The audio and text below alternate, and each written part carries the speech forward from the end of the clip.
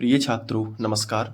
NCERT गणित कक्षा 10वीं में आप सभी का स्वागत है और आज हम प्रश्नावली 1.4 का प्रश्न क्रमांक 2 हल कर रहे हैं और इसमें हमने इसका पहला प्रश्न हल कर लिया है, लेकिन अब हमें दूसरा प्रश्न हल करना है 17/8 वाला। तो चलिए हम इसको अलग से लिख लेते हैं। तो इस तरीके से लिखा। अब चूंकि ये प्रश्न क्रमांक 1 में एक शांत दशमलव था, तो ये जो अपना दूसरा प्रश्न है ये बोल रहा है कि जो शांत दशमलव उन परिमेय संख्याओं के दशमलव प्रसारों को लिखिए जो शांत हैं। तो ये 17/8 भी एक शांत दशमलव ही है, तो इसका दशमलव प्रसार निकालना है। तो बहुत ही ईजी है, देखो ध्यान से। सबसे पहले आपको ये 17/8 अच्छे से लिख लेना है। तो यहाँ पे हमने लिखा 17/8 इस तरीके से। अब इसके बाद ये जो 8 है ना, इसके अपन गुणनखंड निकालेंगे। तो बहुत सिंपल है, निकालने की ज़रूरत नहीं है। आप इसको ऐसे लिख सकते हो, 2 दूनी 4 और 4 दूनी 8, यानी कि 2 के ऊपर 3 की घात इसको हम लिख सकते हैं। तो 17 ये 3 बार 2 लिखा है ना, तो 2 के ऊपर कितने की घात लिख देना, 3 की घात। बताओ इतना बन जाएगा? अगर इतना बन जाएगा तो फिर आगे भी बन जाएगा। देखो कैसे, इसको नीचे हर हालत में आपको 10 बनाना है। तो कैसे बनाओगे, देखो। अब अगले स्टेप में आपको क्या करना है कि जैसे ये लिखा है 2 के ऊपर 3 की घात, तो 10 कैसे बनेगा? 2 में कितने का गुणा करें कि 10 हो जाए, तो 5 का गुणा करें। लेकिन 2 के ऊपर कितने की घात है? 3 की घात है, तो 5 के ऊपर भी कितने की घात लगा देना, 3 की घात। तो अब लेकिन 5 की घात, 5 के ऊपर 3 की घात का गुणा यहाँ कर दिया है, तो अंश में भी करना होगा। तो 5 के ऊपर 3 की घात का गुणा आपने अंश में भी कर दिया, तो अंश और हर में दोनों में समान गुणा हो गया, जिससे ये संख्या बदलेगी नहीं, क्योंकि ये और ये कैंसिल हो रहे हैं। तो अगर हम इसको काटेंगे तो यही आएगा, लेकिन इसको ऐसा प्रदर्शित करते हैं ताकि हमें भाग ना देना पड़े। अब आगे बढ़ते हैं।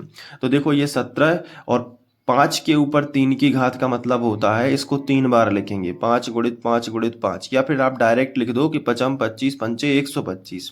तो 5 के ऊपर 3 की घात का मतलब 125, आप डायरेक्ट भी लिख सकते हो। नीचे आ जाएंगे, ये देखो 2 के ऊपर 3 की घात है, ये देखो 5 के ऊपर 3 की घात है, तो 5 दूनी कितना हो जाएगा, 10, और 10 के ऊपर 3 की घात आ जाएगी। तो हर हालत में यहाँ पे आपको 10 ही बनाना है। अब देखो क्या होगा, यहाँ पे 55 25 पंचे 125, यानी 17 गुणित 125 आप यहाँ पे लिखेंगे, और नीचे कितना आएगा, 10 के ऊपर 3 की घात है मतलब 1000। जितने की घात है 1 के बाद उतने जीरो लगेंगे, तो 10 के ऊपर 3 की घात है, इसलिए 1 के बाद 3 जीरो लगेंगे। अब इसके बाद देखो 17 पौने 85, 85 की 5 हासिल आ जाएगी 8, 17 दूनी 34, 34 और 8 कितने होंगे, 35 36 37 38 39 40 41 42। तो यहाँ पे 42 की 2 हासिल आ जाएगी 4, 17 एकम 17, 17 और 4 कितने होंगे, 21 होंगे। तो यहाँ पे आपको लिख देना है 21। ठीक है, तो गुणा कर दिया। अब आप देख सकते हैं कि बटे में 1000 है, तो यहाँ पे 1000 हम लिखेंगे, लेकिन 1000 का मतलब है कि बटे में जितने जीरो हैं, इन जीरो को हटाना है, तो उतने अंक बाद दशमलव लगाना होगा। तो बटे में कितने जीरो हैं, 1 2 3 जीरो हैं, तो 3 अंक बाद दशमलव लगेगा इकाई तरफ से, तो ये कहलाती है इकाई। तो इकाई तरफ से लगाओ, 1 अंक 2 अंक 3 अंक, तो यहाँ दशमलव लगेगा, मतलब उत्तर आएगा 2.125, और यही इसका भाग करने से आएगा। अगर आप 17/8 का भाग करोगे तो यही आंसर आएगा। तो कभी कभी हो सकता है कि आपको छोटे सवालों में लगे कि ये लंबी विधि है, इससे अच्छा तो भाग कर दें, लेकिन ये विधि छोटे सवाल के लिए नहीं है, ये बड़े सवाल भी इससे टैकल होते हैं। इसलिए मैं चाहता हूँ कि आप भाग देने की बजाय इस विधि का इस्तेमाल करें, ताकि आप इसको बहुत अच्छे से और सिस्टमेटिक ढंग से कर पाएँ। तो उम्मीद है कि आपको ये वाला क्वेश्चन अच्छे से समझ में आ गया होगा। अब इसको आप अच्छे से नोट कर लो, 17/8 वाला क्वेश्चन है ये, यहाँ से पूरा नोट कर लेना है आपको। ये देखो ये वाला पूरा, ठीक है, ये नोट कर लो। इसके बाद अब हम लोग 15/1600 वाला क्वेश्चन करेंगे। तो हमने यहाँ पे ये वाला लिखा, ये प्रश्न क्रमांक 1 से ही हम देख के लिख रहे हैं, क्योंकि हम केवल उन परिमेय संख्याओं को लिखेंगे जो शांत हैं। और मैं आपको प्रश्न क्रमांक 1 दिखाना चाहता हूँ। देखो ये वाला हमने कर लिया, इसका दशमलव प्रसार निकाल दिया, इसका भी अभी अभी निकाला है। अब ये तो अशांत है तो इसका दशमलव प्रसार हमें निकालने के लिए नहीं बोला गया है, लेकिन जो शांत है 15/1600, इसका दशमलव प्रसार अब हम निकालेंगे प्रश्न 2 के अनुसार। तो चलिए 15/1600 को कैसे करेंगे। सबसे पहले तो हम इसे ज्यों का त्यों लिखेंगे। इसके बाद आपको नीचे जो संख्या लिखी है 1600, इसके गुणनखंड निकालने हैं। तो इसके गुणनखंड आप साइड में निकाल सकते हो या फिर रफ में निकाल सकते हो। तो सबसे पहले आपको 1600 लिखना है। इसके बाद आप 2 से भाग दोगे तो वो संख्या का आधा हो जाएगा। तो 1600 के आधे कितने होते हैं? 800। फिर 2 से भाग दोगे तो 800 के आधे कितने हो जाएंगे? 400। पर 2 से भाग दोगे तो 400 के आधे कितने हो जाएंगे? 200। फिर 2 से भाग दे देना तो 200 के आधे कितने हो जाएंगे? 100। फिर 2 से भाग दे देना तो 100 के आधे कितने हो जाएंगे? 50। फिर 2 से भाग दे देना तो कितने हो जाएंगे? 25। और फिर 2 से भाग दे देना तो 2 से भाग नहीं जाएगा 25 में, तो अब 5 से देना पड़ेगा, तो 5m 25। फिर 5 से दे देना तो 5 एकम 5। तो अब यहाँ पे देखो कि 1 2 3 4 5 6, तो 2 के ऊपर कितने की घात आ गई है? 6 की घात। लेकिन 5 के ऊपर कितने की आई है? 2 की घात। तो 5 के ऊपर 2 की घात आई है। तो इस तरीके से हमने लिखा। लेकिन अभी हम 2 के ऊपर 6 की घात का गुणा 5 के ऊपर 2 की घात में नहीं करेंगे, क्योंकि आपको यहाँ पे कन्फ्यूज़न ये हो जाएगा कि हमें 10 बनाना है, लेकिन घातें जब समान होंगी तभी तो 10 बनाएंगे। अब यहाँ 2 के ऊपर 6 की घात है, यहाँ 5 के ऊपर 2 की घात है, तो 5 के ऊपर भी तो 6 की घात होना चाहिए। जिस तरीके से 2 के ऊपर 6 की घात है, उसी तरीके से 5 के ऊपर भी तो 6 की घात होनी चाहिए। तो कितने का गुणा करना होगा? 5 के ऊपर 4 की घात का, क्योंकि गुणा में घातें जुड़ती हैं। तो 5 पे 4 की घात का गुणा और करोगे तो 4 और 2 मिलके 5 के ऊपर 6 की घात हो जाएगी, और ये 2 पे 6 की घात तो पहले से है ही। तो हमने मन से कितने का गुणा किया? 5 के ऊपर 4 की घात का। तो मन से अगर हम करते हैं तो हमें बराबर करना पड़ेगा, ऊपर भी हमें 5 के ऊपर 4 की घात का गुणा करना पड़ा।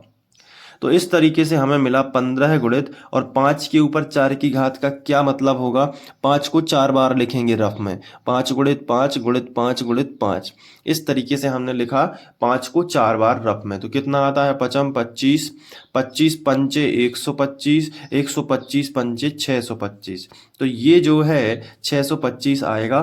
तो हमने यहाँ पे लिख लिया कि इसका उत्तर जो है वो 625 आएगा। नीचे क्या बचा? 2 के ऊपर 6 की घात, और गुणा में घातें क्या हो जाती हैं? जुड़ती हैं। समान आधार हैं तो गुणा में घातें क्या हो जाती हैं? जुड़ जाती हैं। तो 4 और 2 कितने हो जाएंगे? 6। तो 5 के ऊपर टोटल कितने की घात हो जाएगी? 6 की। तो अब हुई ना बात, 5 के ऊपर भी 6 की घात है और 2 के ऊपर भी 6 की घात है। तो 15 गुणित 625, और ये देखो 5 दूनी 10, तो 10 के ऊपर 6 की घात हो जाएगी। अब 15 का गुणा 625 में करना है, और बस 1 के बाद 6 जीरो लगा देना है। तो 15 पौने 75, 75 की 5 हासिल आ जाएगी 7, 15 दूनी 30, 30 और 7 37, 37 की 7 हासिल आ जाएगी 3, 15 छक्के 90, 90 और 3 93, और 10 के ऊपर कितने की घात है? 6 की घात। इसका मतलब है कि 1 के बाद 6 जीरो, 1 2 3 4 5 6, 6 जीरो को हटाना, इसका मतलब इकाई अंक से 6 अंक बाद दशमलव लगाना।